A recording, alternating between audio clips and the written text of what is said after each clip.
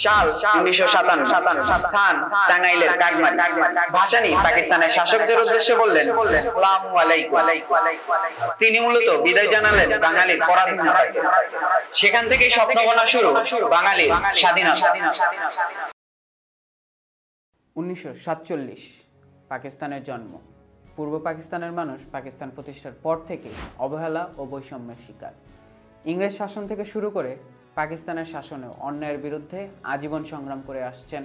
বাঙালিকে আন্দোলনের আলোয় উদ্ভাসিত করেছেন মাওলানা ভাসানী। ভাসানী ছিলেন জনগণের নেতা, ন্যায় ও সমতার অগ্রপথিক। তিনি ক্ষমতার সামনে সত্য বলতে কখনো কুণ্ঠিত হননি।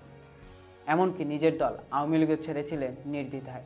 75-এ বঙ্গবন্ধু একবার ভাসানীর সাথে দেখা করতে টাঙ্গাইল যান। সেখানে এক আলোচনায় বঙ্গবন্ধু বলেছিলেন, আমি যদি জাতির পিতা হই, আপনি তো জাতির দাদু। কিন্তু দুঃখের বিষয়, এই মহান নেতা সম্পর্কে আমরা খুব কমই জানি। 1957 ফেব্রুয়ারি কাকমারি মাওলানা ভাসানী পাকিস্তান সংস্কৃতি সম্মেলন আহ্বান করেন, যা কাকমারি সম্মেলন নামে পরিচিত। ভাসানীর ডাকে হাজার হাজার মানুষ টাঙ্গাইলের কাকমারির সেই সম্মেলনে জড়ো হয়। ভাসানী মঞ্চে আসেন। বক্তব্যে ভাসানী পাকিস্তানি শাসকদের উদ্দেশ্যে হুঁশিয়ারি দিয়ে বলেন, যদি পূর্ব পাকিস্তানে শোষণ অব্যাহত থাকে, তিনি পশ্চিম পাকিস্তানকে আসসালামু আলাইকুম জানাতে বাধ্য হবেন। উপস্থিত জনগণ নেতার কণ্ঠে কণ্ঠ মিলিয়ে একসাথে বলে ওঠেন, আসসালামু আলাইকুম। এটা শুধু একটা অভিবাদন নয়, এটা ছিল পাকিস্তানের সাথে সম্পর্ক ছিন্ন করার প্রতীকী ঘোষণা। আসসালামু আলাইকুম ছিল বাংলাদেশের স্বাধীনতার স্বপ্নের জাতীয় স্তরে প্রথম সরব ঘোষণা। ভাসানী শুধু পাকিস্তানি শাসকদের বিরুদ্ধে গর্জে ওঠেননি, নিজের দলের প্রধানমন্ত্রী সরওয়ার্দিকেও ছাড় দেননি। পাকিস্তানের তখনকার আমেরিকা ঘেঁষা জোটভিত্তিক বৈদেশিক নীতির সমালোচনা করেন ভাসানী।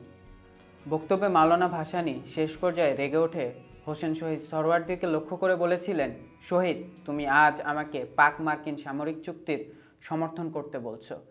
তুমি যদি আমাকে বন্দুকের নলের সামনে দাঁড় করিয়ে জিজ্ঞাসা করো, আমি বলবো না।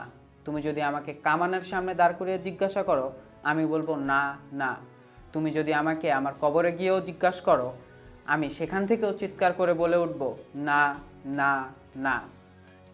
ভাসানীর এই সাহসের ফল ছিল তিনি নিজের দল এবং পাকিস্তানের শাসকদের সমালোচনার মুখোমুখি হন। তার আর আওয়ামী লীগে থাকা হয়নি, যে দলটির তিনি শুধু প্রতিষ্ঠাতাই নন, তার আপ্রাণ চেষ্টায় দিনের পর দিন অক্লান্ত পরিশ্রমে তিল তিল করে গড়ে তোলেন, যে দলটির পতাকার নিচে সমবেত করেন দেশের সকল এলাকার সকল সম্প্রদায়ের মানুষকে, যে দলটি কেন্দ্রে এবং প্রদেশে ক্ষমতাসীন, যে দলের প্রধান তিনি, আদর্শ নীতির সঙ্গে সেই দলের জন্য তার পক্ষে আপোস করা সম্ভব হয়নি। তিনি জাতীয় আওয়ামী পার্টি ন্যাপ গঠন করেন এবং ন্যায়ের জন্য লড়াই চালিয়ে যান। ভাসানীর প্রভাব ক্রমেই বাড়ছিল। আইয়ুব খানের পতন এবং 69-এর গণ অভ্যুত্থানে ভাসানীর ভূমিকা সারা বিশ্বে আলোচিত হয়। আমেরিকার টাইমস তাকে দ্য প্রফেট অফ ভায়োলেন্স উপাধি দেয়। টাইমস ম্যাগাজিন পাকিস্তানের সামরিক শাসকদের জন্য সবথেকে বড় হুমকি হিসেবে ভাসানীকে চিহ্নিত করে। 69-এ ভাসানীর ভূমিকার বর্ণনা বঙ্গবীর কাদের সিদ্দিকীর লেখা মাওলানা ভাসানীকে যেমন দেখেছি বইতে পাওয়া যায়। ঢাকার বাইতুল মোকাররমের সামনে আগরতলা ষড়যন্ত্র মামলার বিরুদ্ধে তিনি বিক্ষোভ প্রদর্শন করছিলেন। পুলিশ লাঠিচার্জ, কাঁদনে গ্যাস, গুলি চালিয়েও ভেঙে ফেলতে পারছে না এই জনস্রোতকে। এরই মধ্যে ভাসানী পরের দিন হরতালের ঘোষণা দেন। পুলিশ পরিস্থিতি নিয়ন্ত্রণ করতে না পারলে মিলিটারি আসে।